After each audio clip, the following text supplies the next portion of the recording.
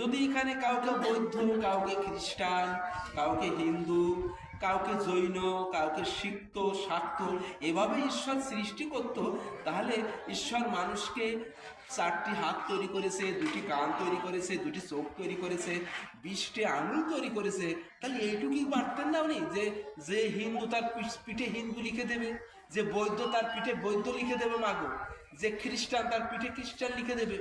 ঈশ্বর তো সেটা করেননি। যেহেতু ঈশ্বর সেটা করেননি, তাহলে ঈশ্বরের সৃষ্টি সমগ্র মানুষ মানব, আর ঈশ্বরের ধর্ম একটাই, মনুষ্যত্ব অর্জন করাই পরম ধর্ম। যার পিতা কোনো মনুষ্যত্ব নাই, যার পিতার কোনো বিবেক নাই, যার পিতার প্রেম নাই, যার পিতার এই জগতের প্রতি, জগৎ রক্ষার জন্য যার পিতার কোনো অনুভূতি নাই, তিনি ভক্ত হতে পারেন না মা। যার ভিতরে ভক্তি নাই সে ভক্ত হবে কি করে মাগো? কারণ এই ঈশ্বর পরম ব্রহ্ম যদি সকল মানুষকে সৃষ্টি করে থাকেন একই মানুষ স্বরূপে, তার সমগ্র পৃথিবীর মানুষের একটাই ধর্ম, সেটি হলো মনুষ্যত্ব অর্জন করা। এবার আপনি বিভিন্ন মত পথে যেতে পারেন, সেটা কোনো আপনার ব্যাপার। কারণ একটা কথা মনে রাখবেন মাগো, আপনার মতের বিচার হবে না, আপনার পথের বিচার হবে।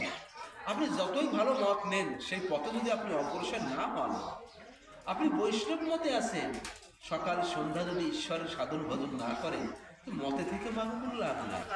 আপনি খ্রিস্টান ধর্ম গ্রহণ করেছেন, ভালো কথা, সেই ধর্মের যথার্থ যদি অনুসরণ না করেন, তাহলে আপনার এই মতের বিচার হবে না, আপনার পথের বিচার হবে।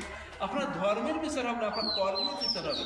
আপনি যে কোনো ধর্মে আপনি, এখানে একটা দেখেন, শ্রী নারায়ণ ঠাকুরের একটা বাড়িতে আমি কোথায় যেন পড়েছি, উনি দেখেন কত সুন্দর উপমা দিয়েছেন।